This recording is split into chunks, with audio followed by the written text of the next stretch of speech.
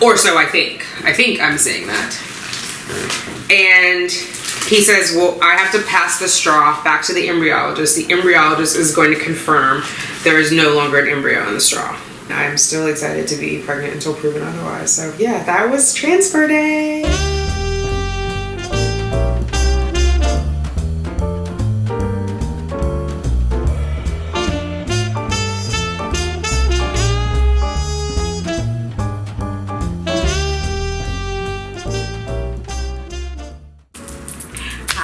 Thanks for clicking on Simply Tanika. I am Tanika. If you are new here, welcome. Hit that subscribe button. Let's hang out a while. If you are returning, welcome. What's up, fertility fam? We gotta do what? Let's get those babies, ladies. I see the crystal raindrops fall and the beauty. What's up, fertility fam? All right, I am coming to talk to you about transfer day. I wanted to do a recap now that it's behind me and I can kind of think about it clearly. I wanted to share with you everything that went on. So first and foremost, the night before, I couldn't sleep. I was on pins and needles. I wasn't sure what to expect. For some reason, I was expecting like maybe they would call me and say yes or no. Like I already had my time and everything else, but I don't know. I was kind of on pins and needles, so I didn't sleep really well. Got up early the next morning and kind of made myself busy. Like I washed the dishes and did some other stuff and tried to meditate and just overall relax. Today is the day I get my baby back, baby back, baby back, baby back. I had breakfast because you can't eat on day of transfer. I was worried about the water consumption, so I started drinking my water early, and I was like, I have to get it all in by 10:30. We had to be there by 11:30, and so I wanted to be there early, but from when I did my dry run the week before, I knew it took me at least an hour before it kind of filled my bladder. In that situation, I don't think I was as dehydrated. But then I realized, well, once my bladder is full, I just have to hold on to it. So it was full before we left, and so I just had to hold it, which was interesting. And I continued drinking water, so that was a mistake. I had to hold it, I continued drinking. I probably should have stopped drinking water. But again, I was nervous, and that was like something to do. I had my swell bottle, and you know, there's the business of taking off the lid and drinking it, and so that kind of helped me feel better. I was listening to the radio. We were listening to NPR, so the local one is like WNYC, and I don't remember what they were talking about, but they always have callers, and the caller called in, and his name was the name that I've picked if I'm having a boy, and I was like, oh, that's a sign. I felt like that was a sign because it's a very unusual name. It's only like the second time I've heard anybody else have it. And so I took that as a sign. We got dressed, got down there. We were early, which is huge for me, but I don't know. I just wanted to make sure like maybe they needed to talk to me first or whatever else. The appointment was, they told me to be there by 11:30 and that I would go back at 11:45. So when I go in, I love the receptionist, both of them. I'm chatting them up. Hey, how are you?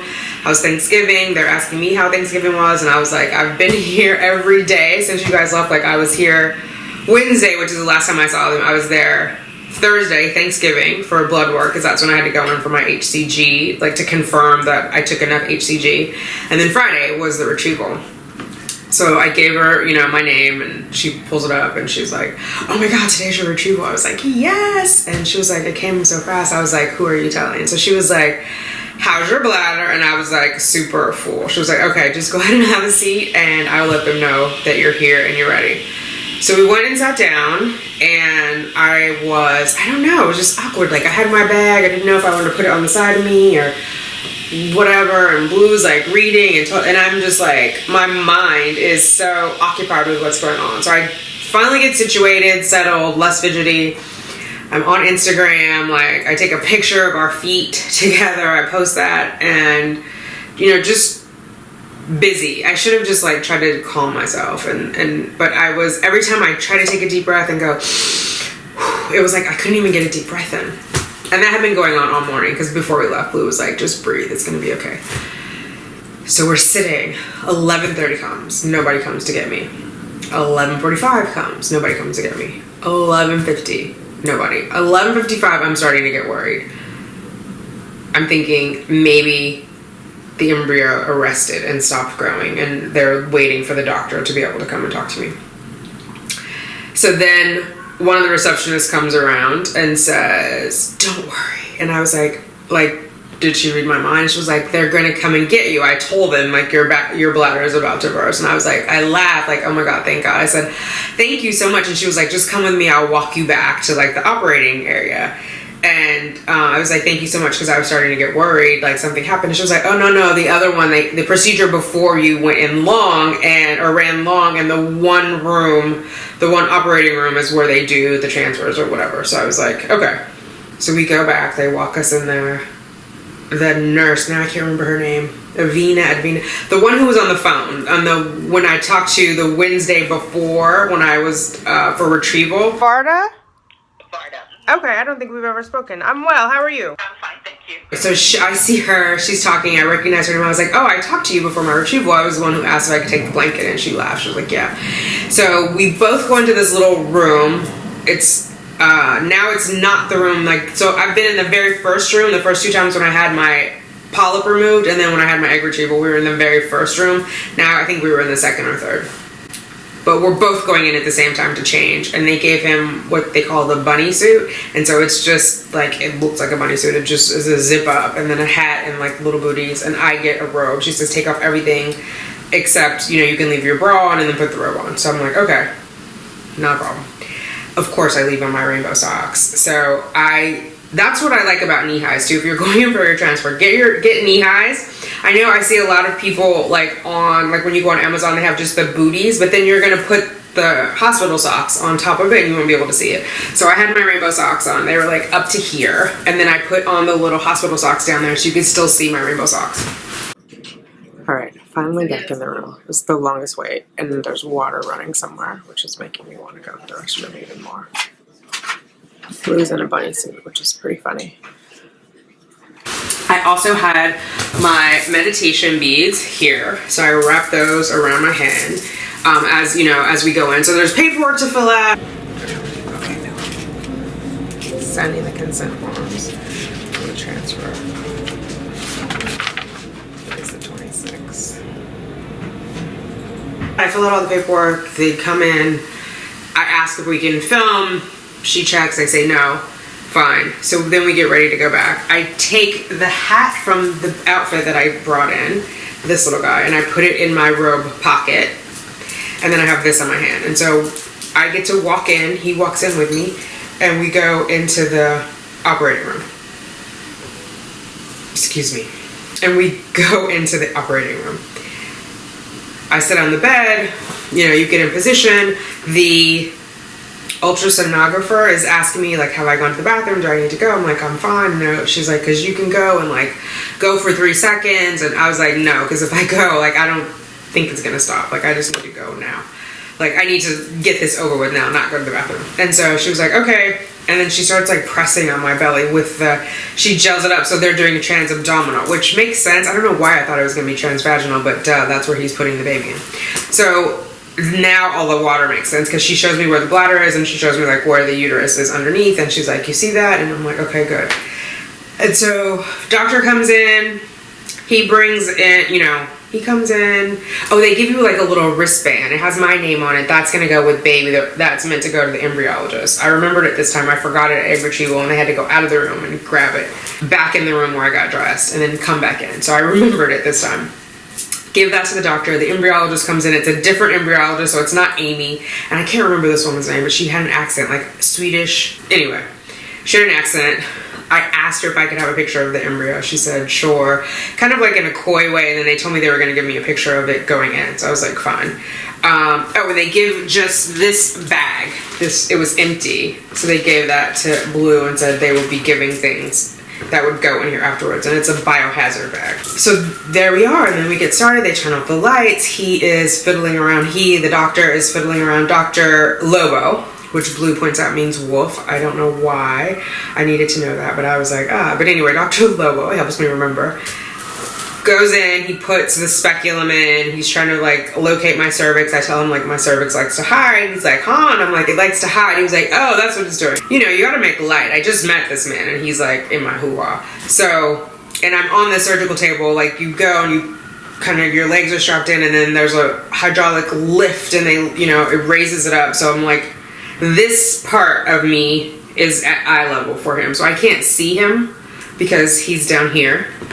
And I'm laying like this, so when I look down between my legs, I really only can see myself, my belly, and the sonographer rubbing over it. And I can see like the top of his hat with the surgical cap on. So he's fiddling around. He's like, oh, and I told him I had been spotting because I thought I had been spotting. But he looks, he said, there's nothing. He said there's progesterone that's on my cervix, so he's wiping that off. All of this is super uncomfortable because I have to go to the bathroom.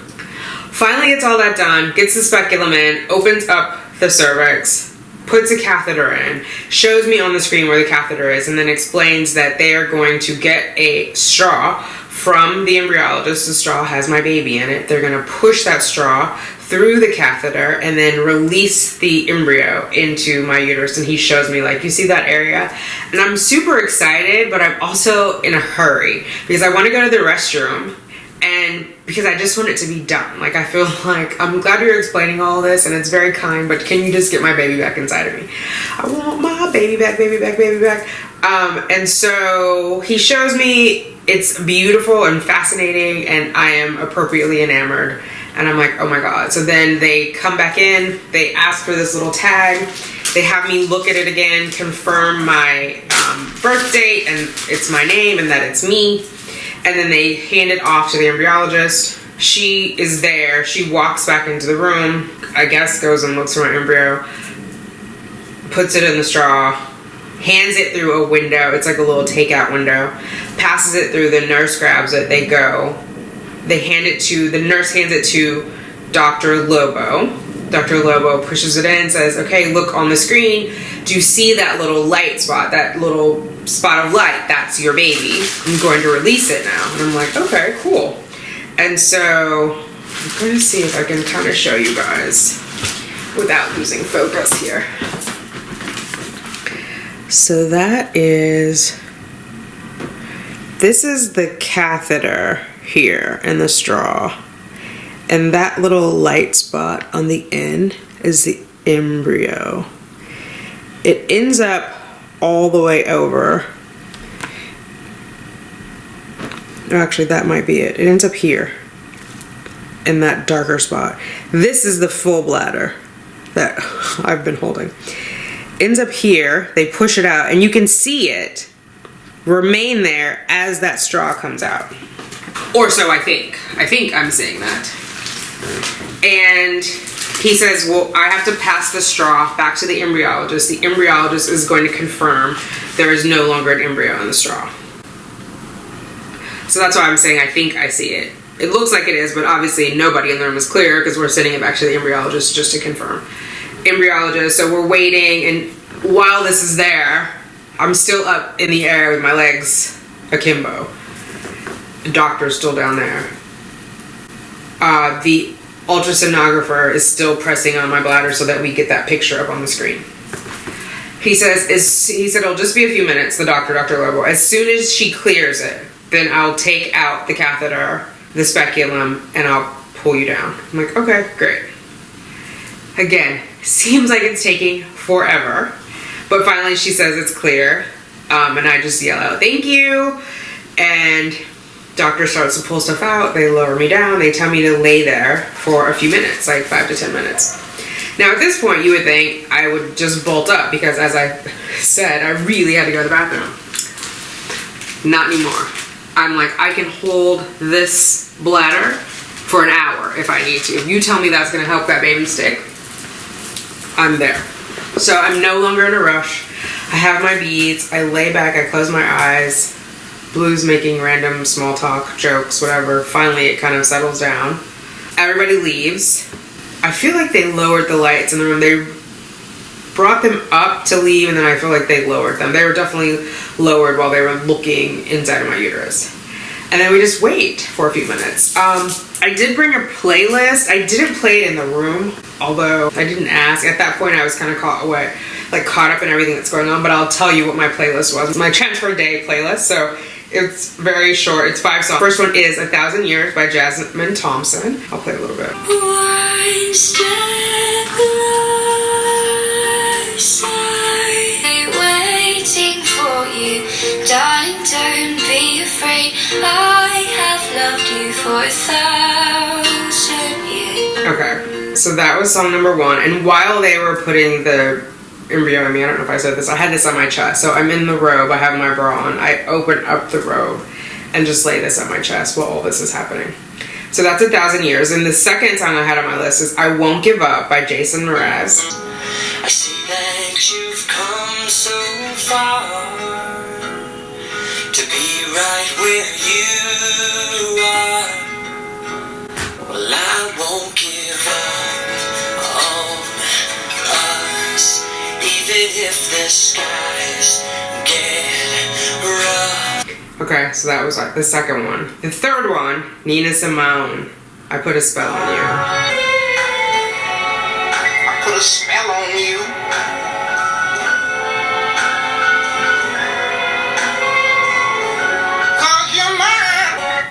Alright, and then the fourth one, To Be Human by Sia. This is in the Wonder Woman soundtrack, also featuring Labyrinth.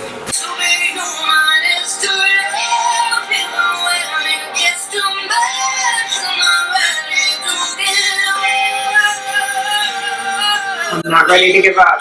Alright, and the fifth and final song, Just the Two of Us, Grover Washington Jr. with Bill Withers.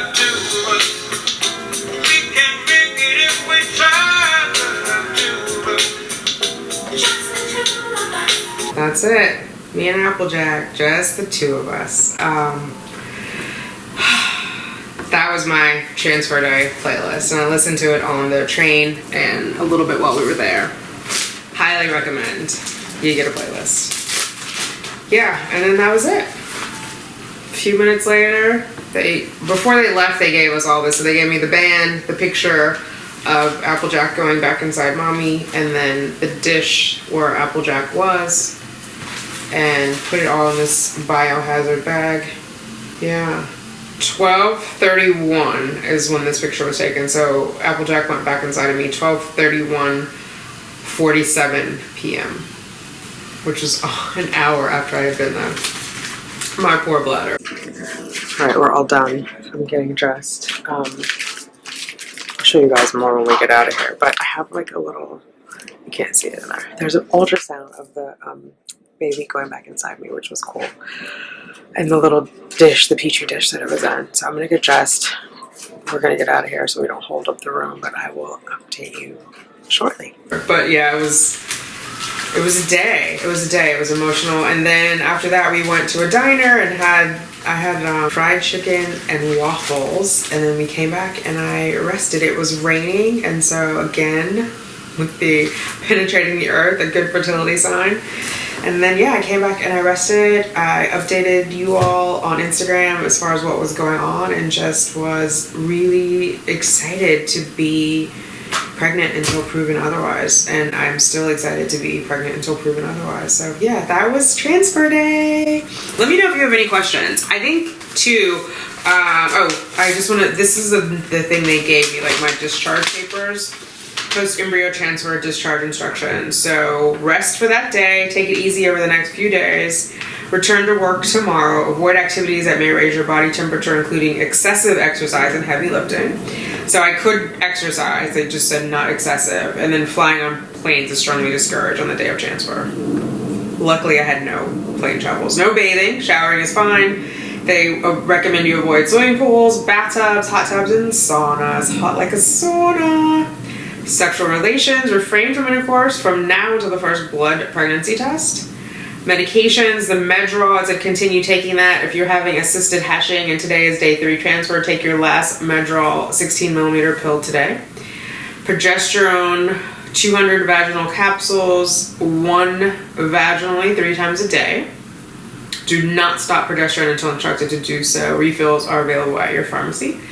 And then follow-up, they want me back on the 7th for a blood pregnancy test. She originally put the 5th, and then when I walked out, she changed it because she said, oh, I forgot you had a 3-day transfer, so your test day is the 7th. So almost 2 weeks, because it was a Monday. So from one Monday, the 26th of November until the 7th of December. If that one is positive, when that one is positive, I have to go back in 48 hours to confirm that it has increased by 60%. Then the fun begins. So that's transfer. One of the best days of my life. The day that I got knocked up. If you have any questions about any of that, let me know down below. If you also enjoyed your transfer day or just felt like it was magical, let me know. Leave me like a little magical emoji, I don't know, some baby dust or a wizard hat or a wand in the comments below. Awesome. All right, ladies, I will talk to you later. Bye. Baby dust to us all. To make those rainbows in my mind when I think of you sometime, and I want to spend some time with you. Just